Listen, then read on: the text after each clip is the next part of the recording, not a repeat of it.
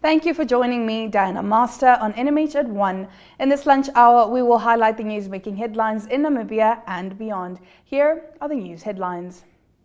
Erongo Red increases electricity tariff. Higher Education Minister dismisses corruption claims. And Richelieu Eagles claim T20 Castle Lite series by 4-0. Follow all our programs on 1up2.com or DSTV channel 285 and GoTV channel 25 in Namibia. Stick around, visual midday news update coming right up.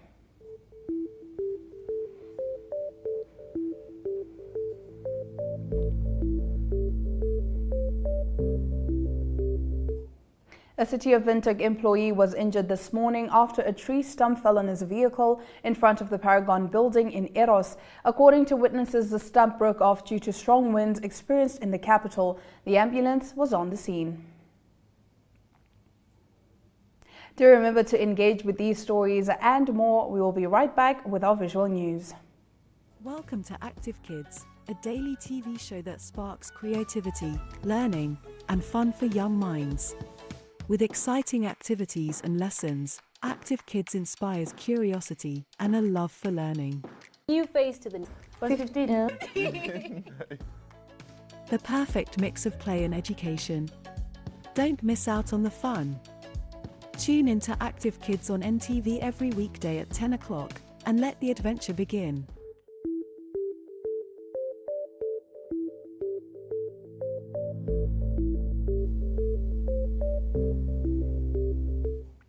Starting off our visual news, Upshift Namibia this weekend hosted its first pitching event in order to identify 18 from a group of 30 learners will advance to next stage in hopes to obtain seed funding for their social and entrepreneurial projects. The Upshift program, which was launched 9 months ago, saw participation from learners from all 7 constituencies in the Omaheke region, who all met in Gobabis for the event. Project coordinator Titus Mwahafa shares more on the events of the day. He spoke to Esther Kamati.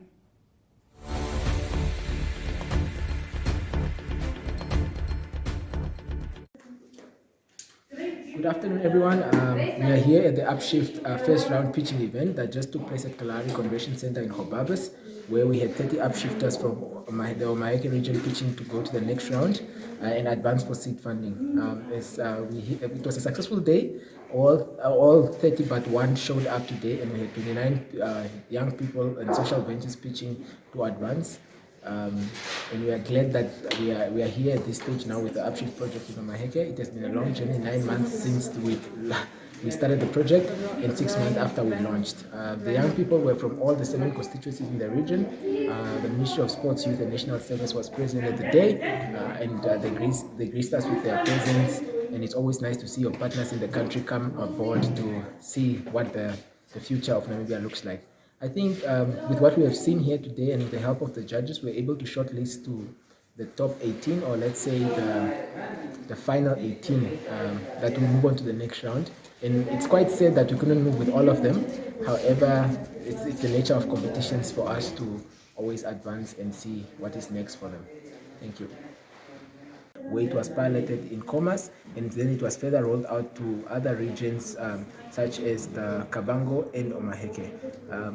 So we started off with 303 young people. 303 young ideas were screened in all 7 constituencies, which we later then shortlisted to 125 after screening the applicants, and then we narrowed it down further to 50 social innovations that were with us for the period of 6 months, going through workshops, boot camps, and a lot of life skills trainings. And then after that, we had a mock pitch on Tuesday where we cut down the 50 ideas to 30, and then those 30 are the ones that pitched today in order for them to advance to the second round for seed funding and prototyping. Erongo Red on Thursday announced a 9% tariff adjustment on electricity effective from the 1st of July 2023. Erongo Red's acting CEO Nico Niemand shares the details.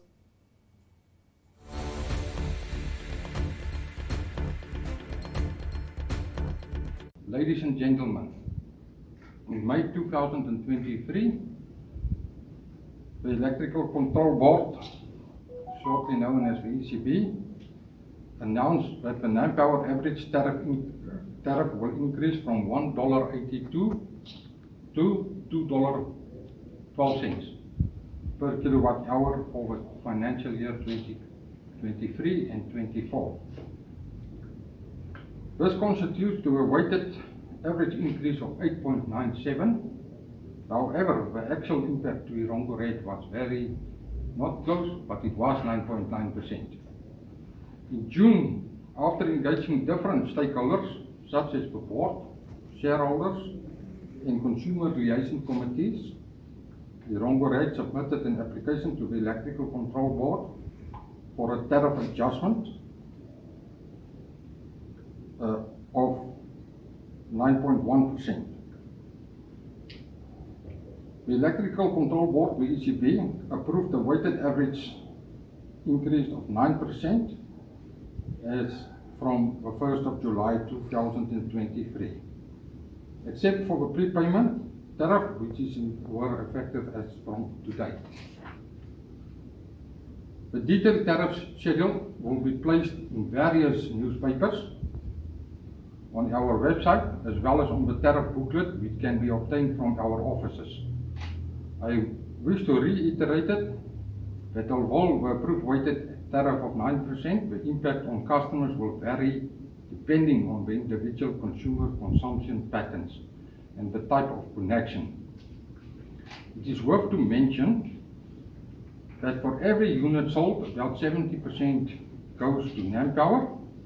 Erongo Red used the remaining 36% for its operational budget.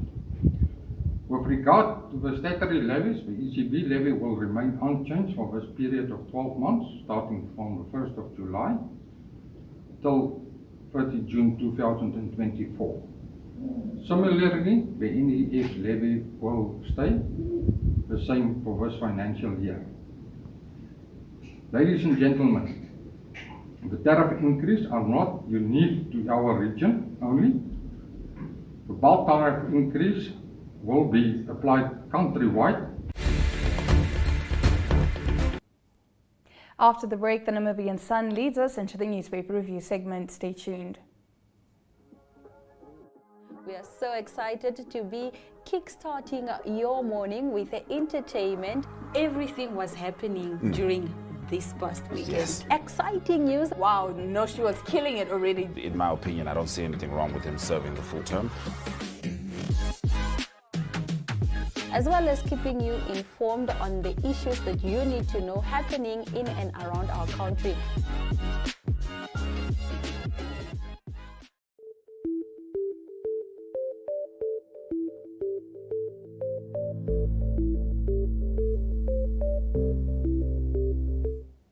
Thank you for staying with NMH at 1. We now take a look at what the lead stories are in Namibia's daily newspapers.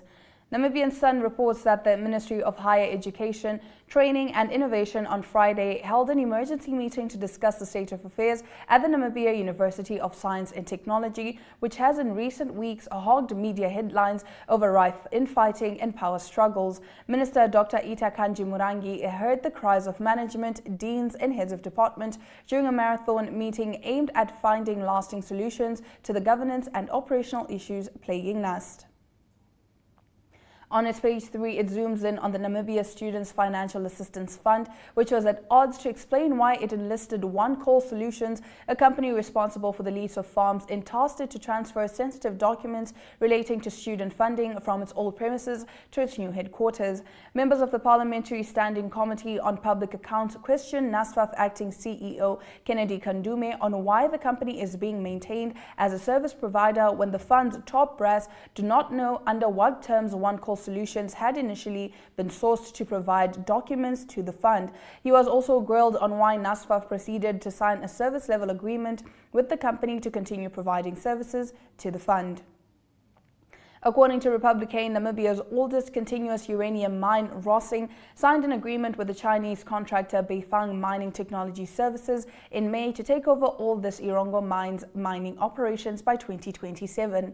On Friday, Rossing's managing director Johan Kutsia elaborated on how the extended lifespan to 2036, which was approved in February, will be achieved.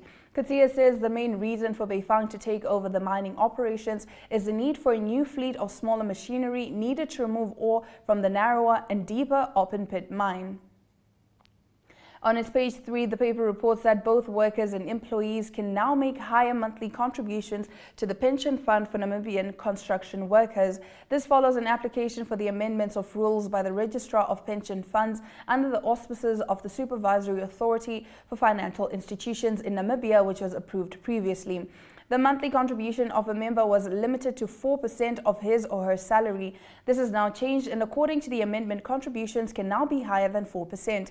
The two rules that have been amended refer to 4.1.1 and 4.2.1 and the percentage of contributions that has been increased. The Algemeine Zeitung leads with an article about Namibia's oldest continuously operating uranium mine, the Rossing mine. Rossing has signed a contract with Chinese contractor Beifang in May, according to which Beifang is due to take over the moving of ore in the mine as part of the revival process that will see continued mining activities in the said mine in the Erongo region until 2027. On its page 3, Algemeine Zeitung leads with an article about an elderly couple that was robbed in Aranos during the early hours of Sunday. The perpetrators escaped in their victim's vehicle but left the bakkie on a road near Stampriet. The senior citizens were in shock yesterday but escaped with only minor injuries, even though the 4 robbers were armed. That brings us to the end of the first half of our newspaper review segment. We get into the second half, starting with what's on the Namibian newspaper's front page. Welcome to My.NA Cars, your ultimate destination for everything automotive. I am your host, Diana Master. Teamwork makes the dream work, right? Discover the latest models, innovative technologies, and expert insights from our passionate hosts. Learn essential maintenance tips and get exclusive behind-the-scenes access to the automotive industry. Don't miss My.NA Cars on NTV every Thursday at 2100 hours. Tune in and ignite your passion for automobiles.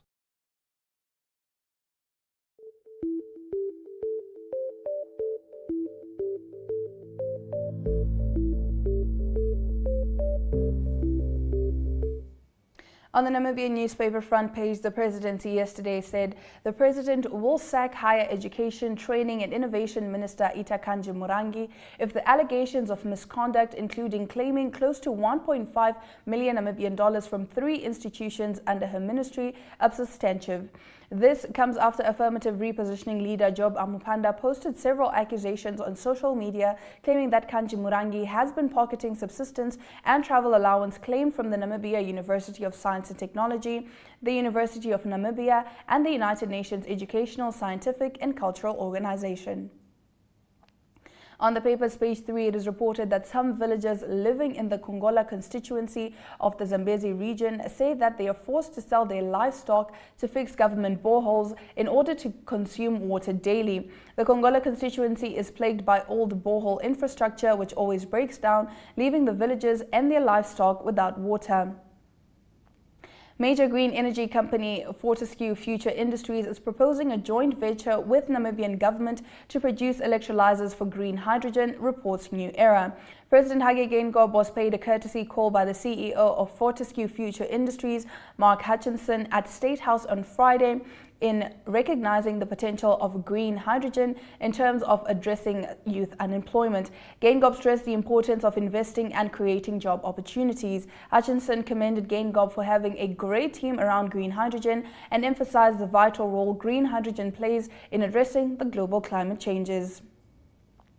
According to New Era's front page, United Democratic Front President and Member of Parliament Apias Auchab has called on the government to cease providing allowances to traditional authorities and leaders who do not fulfill their responsibilities to their communities. Auchab intends to lobby for changes to the Traditional Authorities Act in order to grant more control to the communities, ensuring that inactive traditional authorities are compelled to work and serve the communities they represent.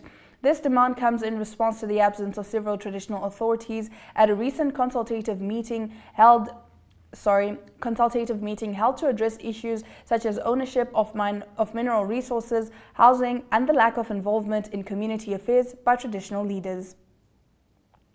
Rough diamond export receipts rose to 4.3 billion Namibian dollars during the first quarter of 2023 from 1.9 billion Namibian dollars in the corresponding quarter of 2022, according to the Bank of Namibia.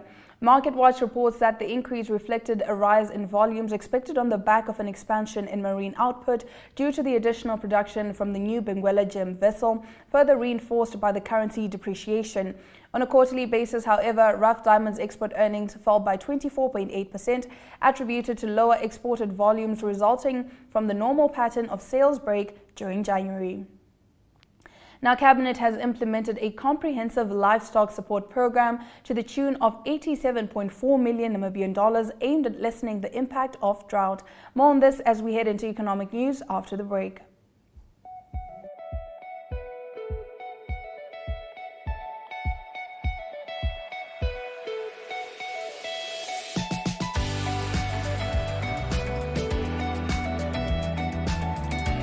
To another exciting episode of Erongo Top. Is die weer en vertel ook vir julle waar die vis heel moontlik kan byt.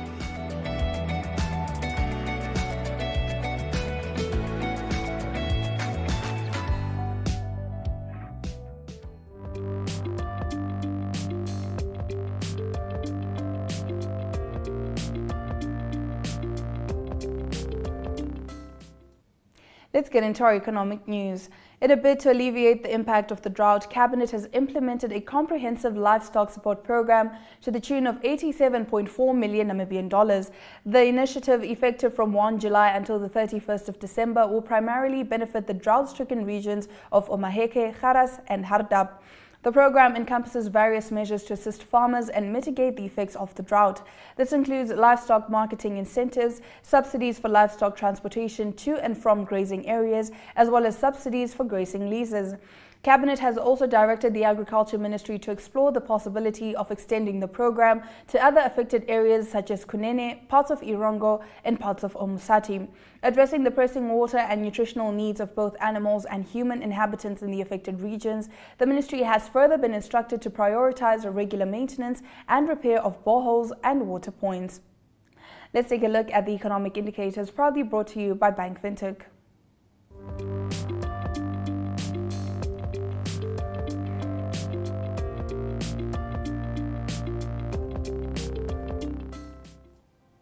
$24 Namibian dollars and 11 cents buys you 1 British pound, while 20 Namibian dollars and 66 cents buys you 1 euro. You can get 1 Chinese yuan for 2 Namibian dollars and 60 cents. All of these stock prices maintained on the NSX stock exchange.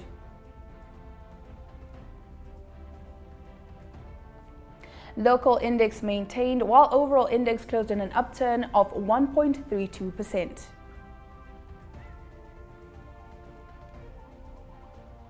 Gold and Brent crude oil are down, while copper and platinum are up with 0.23% and 0.12% respectively.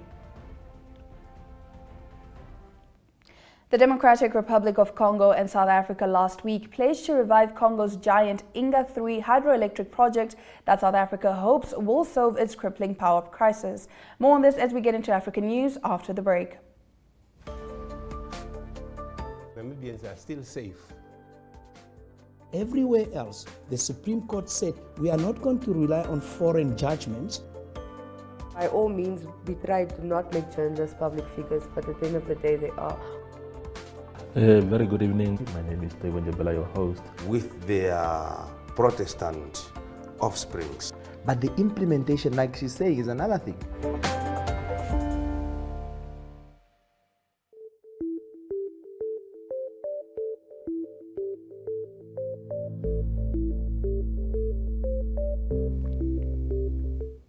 We now extend to the rest of the continent and later on bring you news from the rest of the globe. The Democratic Republic of Congo and South Africa on Thursday pledged to revive Congo's giant Inga 3 hydroelectric project that South Africa hopes will solve its crippling power crisis. The $14 billion project, which will harness the power of the Congo River, has been repeatedly delayed by red tape and disagreements between Congo and its partners. We have now recommitted ourselves to revive the Grand Inga project, South Africa President President Cyril Ramaphosa said at a joint press conference in Congo's capital Kinshasa, noting that the project had been lying dead. Inga 3, announced in 2013 with World Bank support, was supposed to deliver 11 gigawatts of power, primarily for export to South Africa and for mines in eastern Congo. However, the World Bank cancelled its involvement in 2016 due to what it called strategic differences. Congo's President Felix Tshisekedi said he had held discussions with potential new partners, including China and the World Bank, in recent weeks. Now getting into our next story, Gabon's President Ali Bongo Ondimba said on Sunday that he would seek a third term as the oil-rich African nation's head of state. "I officially announced today that I am a candidate," he was quoted as saying to a crowd of supporters. Bongo, who is 64, took over from his father, Omar Bongo Ondimba, the country's ruler, for 41 years in 2009. The president was narrowly re-elected in 2016 with just 5,500 more votes than rival Jean Ping, who claimed the election had been fixed. Bongo suffered a stroke in 2018 and spent months on the sidelines recovering, leaving the opposition to question his fitness to run the nation. The Bongo family has ruled the country for 55 years already and is branded a dynastic power by the opposition. But the opposition has failed to agree on a single candidate for the presidential election, leaving some 15 candidates to announce their intentions to stand. We'll now take a quick ad break and return with international news. Welcome to What's Cooking, where culinary passion meets expert insights. Somebody must really want to cook and want to cook good food. Immerse yourself in the bustling world of professional kitchens as top chefs create mouth-watering dishes. Join us for in-depth interviews as our host explores the experiences and expertise of our guest chefs. Don't miss out. Tune in to What's Cooking on NTV every Friday at 2100 hours and let the culinary adventure begin.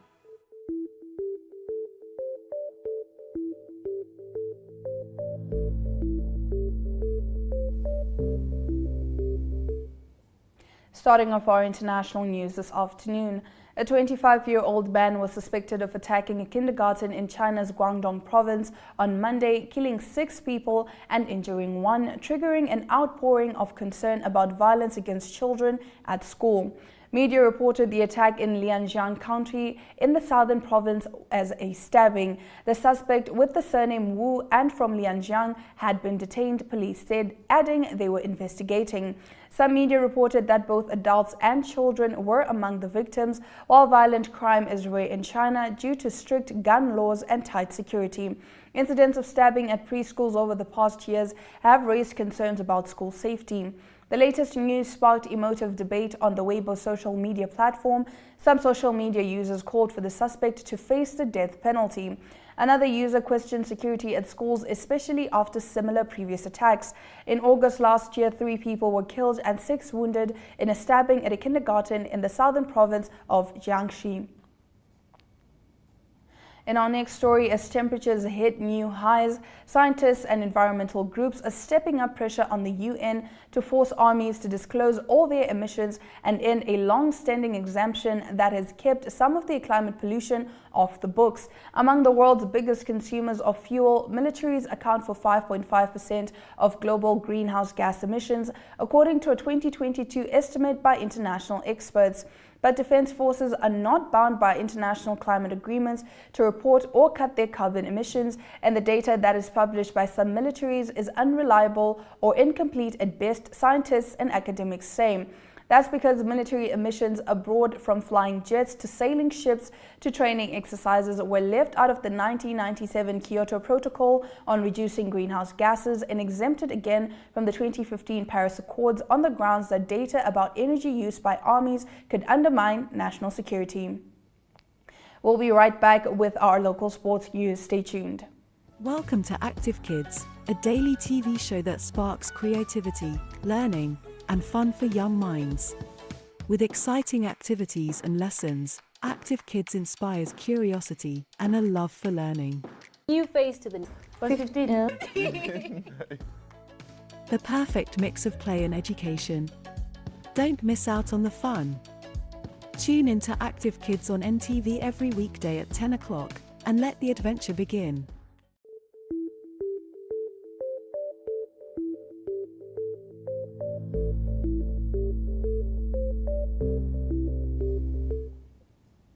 Starting off our local sports news, the Richelieu Eagles, with 186 runs for the loss of 4 wickets in 20 overs yesterday, won their fourth T20 match of the Castle Lite series, winning by 11 runs to claim the series by 4-0. The Eagles went up against Uganda 175 for 6 in 20 at United Stadium in Windhoek. The senior women's national football side, the Brave Gladiators of Namibia, have a date with Equatorial Guinea in an African Olympic qualifier match on Thursday. Senior player Lovisa Mulunga shares her thoughts on the team's preparations. Kicking off at 3 p.m. in Johannesburg, South Africa, Mulunga said she is well prepared, adding that the team travelled to Johannesburg on Friday. On Friday, the 14th of July, Namibian welterweight boxer Harry Simon Jr. will take on Zimbabwean fighter in an event organized in partnership with Delta Force Boxing Promotions in MTC Nesta Sunshine Tobias Boxing Academy. The event is expected to be graced by the likes of American former boxer Floyd Money Mayweather. Simon Jr. recently beat Vishwas Lahori of India in a welterweight fight, which saw the Namibian winning by technical knockout in the second round of an 8-rounder. That's it for our local sports news, but after the break, international sports follows. Welcome to My.NA Cars, your ultimate destination for everything automotive. I am your host, Diana Master. Teamwork makes the dream work, right? Discover the latest models, innovative technologies, and expert insights from our passionate hosts.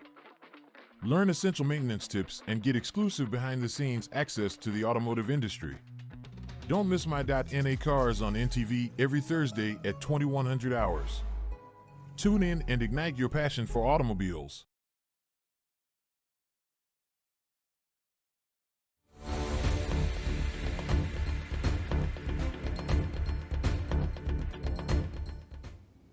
Starting off our international sports news, Malawi defeated Seychelles 2-0 in their COSAFA Cup match yesterday. Zambia has beaten Comoros 2-1 in their second group match of the COSAFA Cup in South Africa, while on Saturday evening, Eswatini claimed a come-from-behind 2-1 win over Namibia in a Group A COSAFA Cup clash at the Kings Willie TV Stadium. The Brave Warriors looked set to join South Africa at the top of the log on 4 points when Absalom Limbondi put them ahead, but Chilangu Semnikati fought back via Sifiso Matse and Bongwa Matsebula to join Botswana on 3 points, one behind leaders Bafana Bafana and 2 points clear of their vanquished opponents.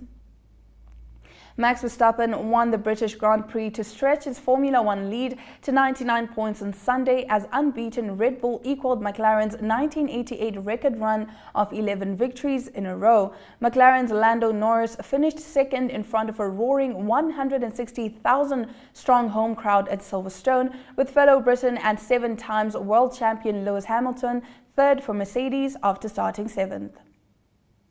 Astana, Kazakhstan have offered Mark Cavendish a contract extension to ride on the Tour de France next year, despite the Briton's planned retirement at the end of the season. The team's general manager Alexander Vinokurov said the 38-year-old Cavendish's hopes of breaking the record for stage wins on the Tour ended cruelly on Saturday when he crashed out of this year's race, which he has long said would be his last, and broke his collarbone. If you're just joining us, this is NMH at 1, and we'll get into the highlights from today's broadcast right after this.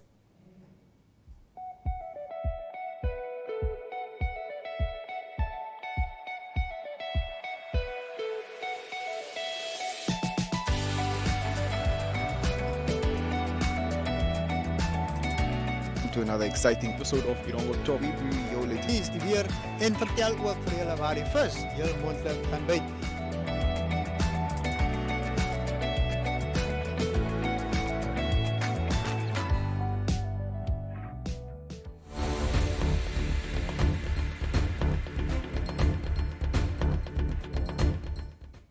You're watching NMH at 1, and if you're just joining us, here are the news highlights from today's broadcast. The Democratic Republic of Congo and South Africa on Thursday pledged to revive Congo's giant Inga 3 hydroelectric project that South Africa hopes will solve its crippling power crisis. A 25-year-old man was suspected of attacking a kindergarten in China's Guangdong province on Monday, killing 6 people and injuring 1, triggering an outpouring of concern about violence against children at school. In sport, the Richelieu Eagles yesterday won their 4th T20 match of the Castle Lite series, winning against Uganda by 11 runs to claim the win by 4-0. Those have been your highlights. Remember to tune in every weekday at 1 p.m. to spend your lunch hour catching up on the latest news from Namibia and beyond. It's goodbye from us in studio, and we wish you a happy Monday ahead.